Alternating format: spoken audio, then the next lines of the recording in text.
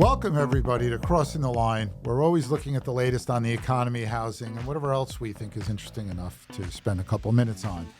It's January 22nd today. We had a decent weekend of football to watch. We did. I love watching Buffalo lose because as a Jet fan, they've tortured us enough. So I don't have any sympathy, but that rivalry is shaping up to be a really good one between them and the Chiefs, right? It's those games to look forward to. Yeah. Cold weather games. Really juiced up over it. Wide right. It's all great. And we finally hit double digits in episodes. This is episode number 10. So that begs a celebration. That's champagne, confetti, balloons. Yes. Where are the gifts? Yeah. We got to work on that. So that's how it works. Like we need sponsors to pay for stuff, so we don't have to. We'll get on that too. But thanks for all the support. And again, if you want to drop us a comment, there's always the email address ctl@bhsusa.com. And to any new listeners out there, thank you for tuning in. We hope you enjoy it. And as always, make sure to subscribe to this and all the wonderful podcasts on the More Network. You'll find it's a very diverse set of topics and some very interesting people, not just us. There's more to the More Network than just us. Right. Yes, but we like us the best. Just ask us. We're phenomenal. Yeah. You probably already knew this already. I'm Greg Heym, Chief Economist here at BHS and author of The Line, the blog this is based on. As always, we have Hannah here to help out and make sure I stay on subject. And Ray and Lena behind the scenes, always making sure we look good. It's a lot more work on me. Now, for those of you watching on YouTube, I'll apologize for my haircut. Apparently, my wife said I got a little too short, but I don't care. It's not going to look great no matter how I do it. So I've gotten over that. So we're here at beautiful Studio 1873, as always, trying to be informative, concise, entertaining, edgy, all that hip stuff. That's what the kids are saying. I have no idea what the kids are saying. I know what 16-year-old wise guys are saying because my son says it to me all the time. It's bad when you got to go look up the words they use when they're trying to make fun of you. It makes you really feel old. Cannot relate. No, we have comments about like what were the words that were used in the 80s, and he's like, nobody uses those words anymore. That was actually probably the 70s. But just it's fun to then I have to go to the internet and prove these phrases existed. Anyhow, let's get right to the real funny, exciting part, which is the economics, right? Yes. Our first item in the line this week was? Retail sales, they were higher than expected. And you know what that means. That's what I threw at the end of the because we keep saying that like the worst news you can get is any higher than expected data. We want a cooling economy. We don't want to see, data coming in much higher than expected, but we've seen that with hiring. We saw it in the CPI. That wasn't much higher, but it was higher than expected. And now we're seeing it in retail sales. Because then people get concerned. The stock market might get a little worried that they're not going to get their rate cuts on time. And guess what? They're not. Are we going to get that soft landing? And then we could start to think about the Fed cutting rates again. I think that won't be till the second half of the year. But think about this. We shouldn't be surprised about retail sales because let's say we're building a recipe here. You have higher than expected hiring, right? Many more jobs than we thought. Wages rising, over 4% year over year. Low unemployment rate. Prices going up. We saw that in the CPI when it came out the week before. Guess what? More hiring, higher wages, higher prices, retail sales go up because retail sales are not adjusted for inflation. So it can go up just because prices are going up, not because we're spending more. I mean, I'm spending more, but, I'm trying to do my part. I bought another guitar this weekend. But do not tell my wife, whatever you do, do not tell my wife. I think, you just spilled it right here and right now. I know. She doesn't listen. No, she listens. Of course she does. She watches while she fiddles on her phone. And her and my son just sit there and they're on their phone. Give her more credit. I should quiz him afterwards. So here are the sort of bullet points of the report. Retail sales were up 0.6% last month. That was better than the 0.4% those economists were expecting. Never seemed to get that right. Retail sales in December were 5.6% higher than a year ago. That sounds impressive, but remember, 3.3% of that is the increase in prices over the past year. So we have to keep that in mind, and that, you know, it's been harder for Americans to buy the same amount of stuff with higher prices. The biggest increase in sales was at non-store realtors, or as we like to call it, online shopping. Right. The government has interesting ways to describe things, like calling housing shelter. It seems like it's technically what it is, but it seems like real Pilgrim era stuff. Yeah, right? yeah. It's like really a Puritan of them. Bare Yes. bones. I know, they're all dressed prim and proper. Yeah. Hopefully no scarlet letters going on. And also clothing and accessory stores. I didn't buy any clothing. But I don't know about guitar sales, what they were up. But they also were up the same, which was a 1.5% increase, which is pretty good for 1 month. As we mentioned last week, gas prices have been falling, so it's not surprised that retail sales at gas stations were down 1.3% last month. And a lot of people say, well, that's a good thing, and it is. The thing that's interesting here is, and we keep asking ourselves this question, where are they getting the money to spend this from? And then you realize it's not necessary. They don't buy this stuff with cash. Right. We have record credit card debt, right? And now we have buy now, pay later. Yes. The Klarna, Afterpay. Affirm is another one, I think. Affirm. Right? So here's how things change. As an old guy, I can say this. In the old days, we had something called layaway. But with layaway, you didn't get the item until you made all the payments. Oh, okay. There's a scene in Saturday Night Fever where Travolta's character is walking down the street looking all cool to stay alive. And he sees a shirt in the window, and he goes, do you do layaway? And the guy goes, so long as it doesn't turn into a 20-year mortgage. But that's what layaway was. Now it's like, no, I want it now, and I'm going to pay you later. Right. That's another sign that things have changed. I mean, you could make payments as low as like $7, I think was one of the I purchased something online in full, but they were like, hey, do you want to have 4 payments of $7? I'm like, not really. What's the point of that? I know that a lot of people are struggling, and we're not trying to make light of it. It's just, it's a slippery slope. It is, because now what happens is that these buy now, pay later things are up 14% over the past year. Wow. And now we talked about the holiday shopping coming in so much better than expected. Now those bills are coming due. Mm-hmm. Now those companies going, okay, Greg, where's your payment? Yeah. We got to be having your payment. And then you're getting your credit card bill, and then you're getting your car insurance bill. And if you miss a payment, they're not kind about it. Like if you miss a payment, it's like you get slammed with fees, which build up, and then it's a snowball. For the story on this, it was on CNBC, the companies that do this would not comment on delinquencies or anything. Right. Maybe less is more in that case. I don't know. But, as we always like to point out, consumer spending is about 70% of GDP, or gross domestic product, the stuff we buy, the rest being government, investment, businesses building inventories, and the difference between exports and imports. And every now and then I throw the equation and talk about it in the blog. We're going to get our first reading on fourth quarter GDP this week, which is expected to be about 2.5% annual rate. And we'll see how much longer the American consumer can hold on.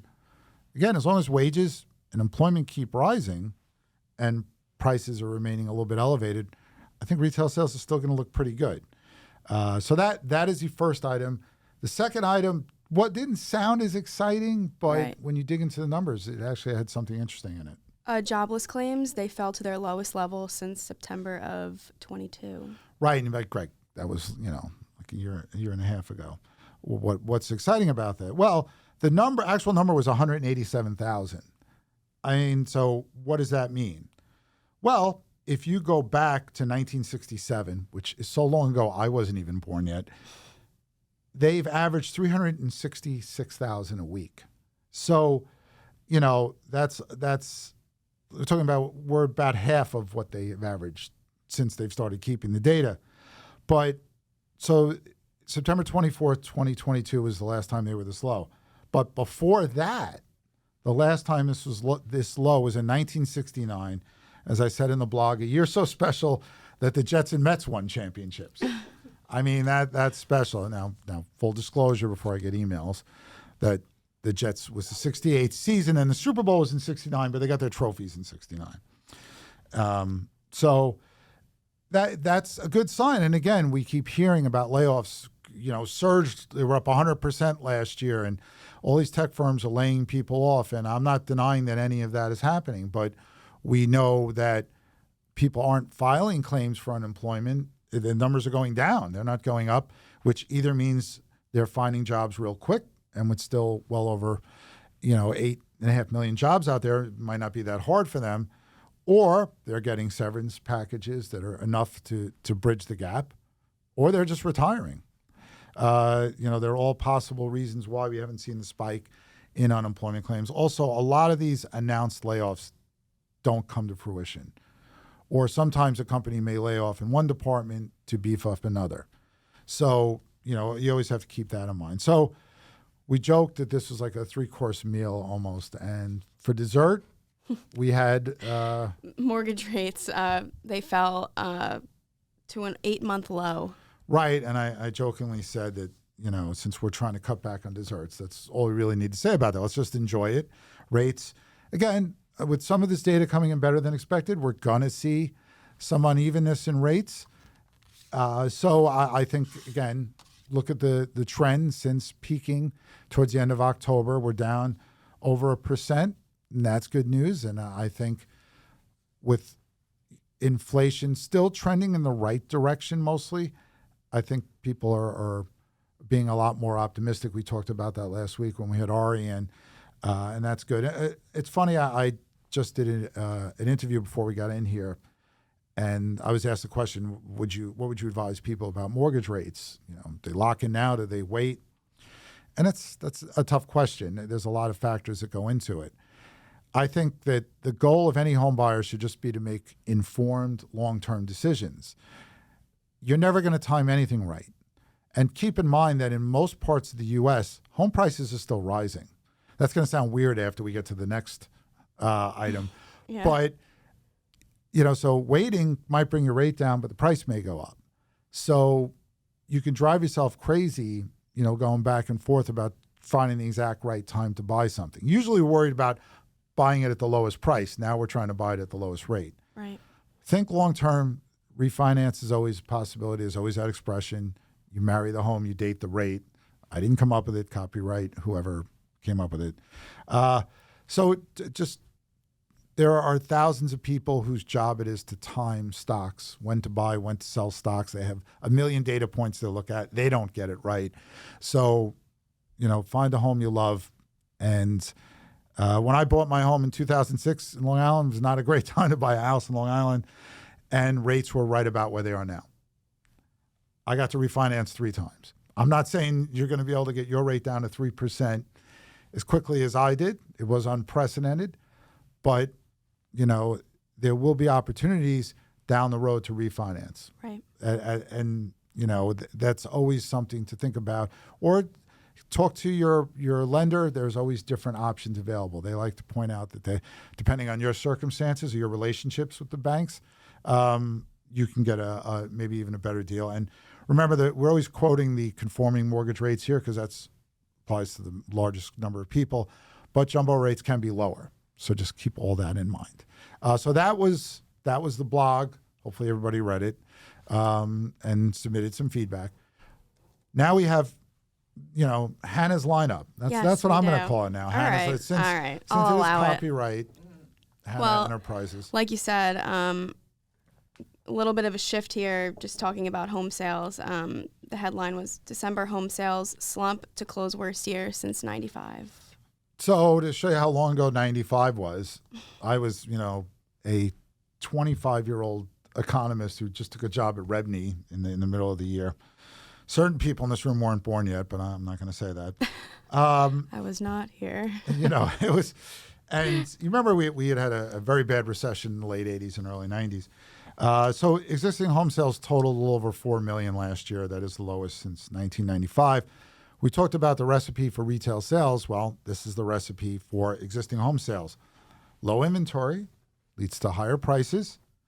Add in high mortgage rates, which peaked at a 23-year high at the end of October. And remember, that's that covers this period. One of the things we haven't seen yet is the impact on the over 1% reduction in rates, what that's going to have. And we'll start to see that with the July and February existing home sales data. The chief economist at the National Association of Realtors said this: the latest month's sales look to be the bottom before inevitably turning higher in the new year. He also said that mortgage rates are meaningfully lower compared to just 2 months ago. That's also true. And more inventory is expected to appear on the market in the upcoming months. That is also true. But again, as we talked about with Ari last week, the inventory may be uneven because you're going to have a lot of trade up or trade down buyers, but they're also going to become, they're going to be sellers and buyers.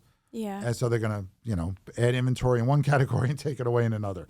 So again, what still is driving home sales is inventory. Rates aren't helping, but even people that aren't running away from the rates are finding it very hard to find a home, and it's still bidding wars out there. So I do agree. I think things will improve this year. Lower rates will help. We do expect more inventory in most parts of the country. Here in New York, we mentioned last week that we're actually happy to have inventory because it keeps our market functioning, keeps prices in check. And I think we'll see a bigger benefit here as rates continue to go down because there is that inventory and prices haven't gotten out of control. So hopefully this will be a more affordable year in a lot of ways. Yes. The year of affordability. That's it. And a Rangers Stanley Cup. I'm not asking too much. Maybe I'm asking a lot. Crossing our fingers on that. The next item. So this was sort of like the, okay, let's just put the past in the past. But now we have some optimistic things. Yes. Coming up. U.S. consumer attitudes are improved.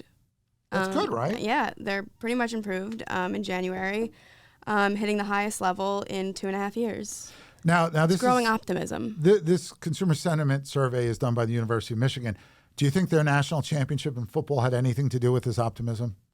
I don't know. Maybe. I just don't know. They've been doing this for years. It's funny because they always say that a lot of times these indexes, whether it's this or the consumer confidence index, don't really reflect what's actually going on because people's, opinions a lot of times are driven by gas and food prices. Right. Not gas prices. I'm pretty unhappy when gas prices are high. Yeah, we all are. Those of us that live in the suburbs, whether Right. they're Jersey or Long Island, Right. the dry places. Although I don't really drive all that much. But,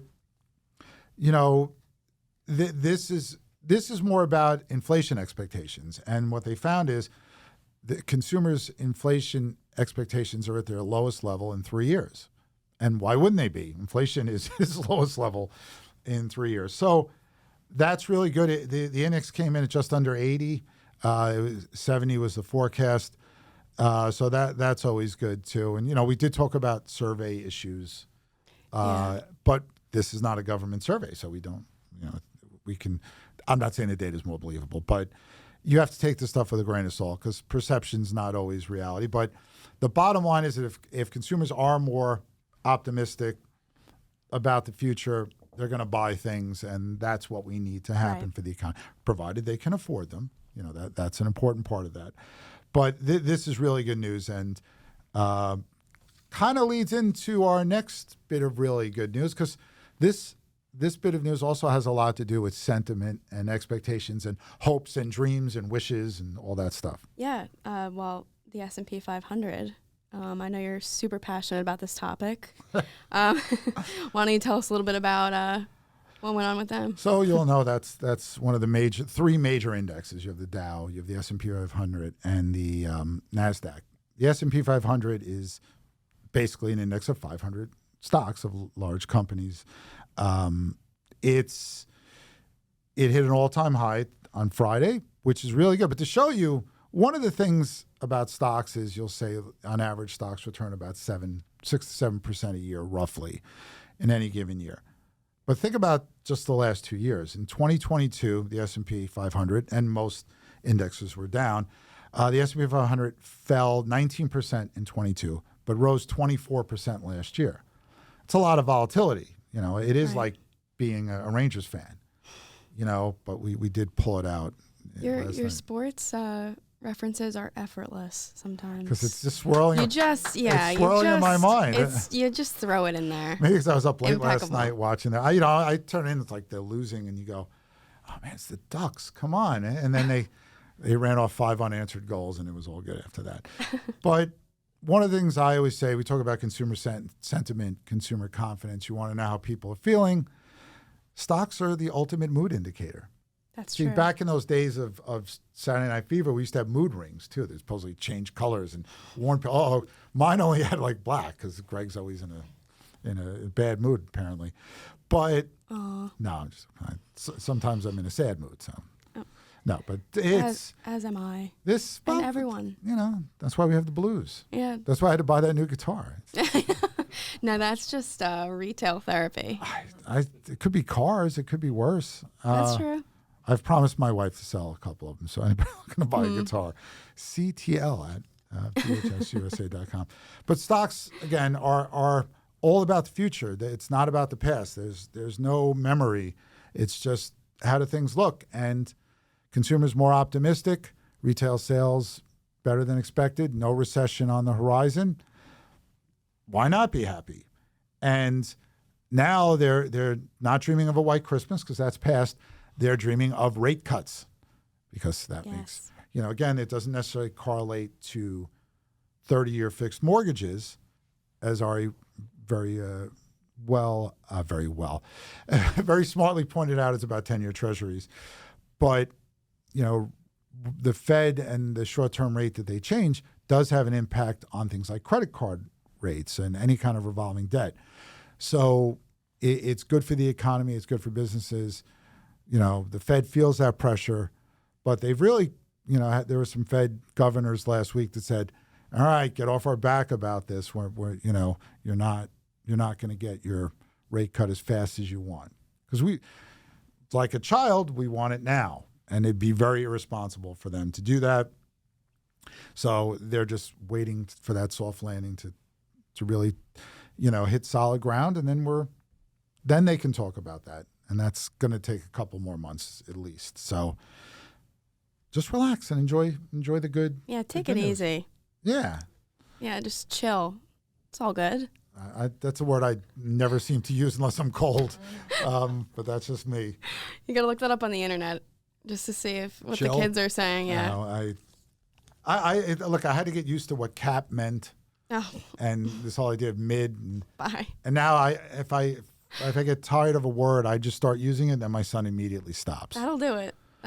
By the way, I went to a great concert on Saturday. I live in Wantaw, and they do something called Band Day, where they get the elementary schools, the middle school, and the high school band members together, anybody that wants to participate, and they have workshops, and the older kids teach the younger kids. That's cute. Now that my son is in the honors band, he's one of the teachers.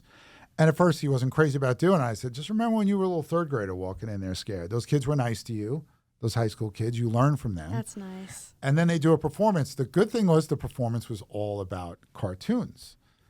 So that's cool. They did the SpongeBob SquarePants thing, and somebody actually did the beginning. Are you ready? I can't do it. Are you sure you can't do it? No, I can't do it. All right. Plus, my son will loop the video, and I'll never hear the end of it. But they the Looney Tunes stuff, Yeah, even that's my personal Animaniacs, favorite. which I don't know if that was from your. Yeah, my niece of and nephew used to course. watch that a lot. Even the Jetsons.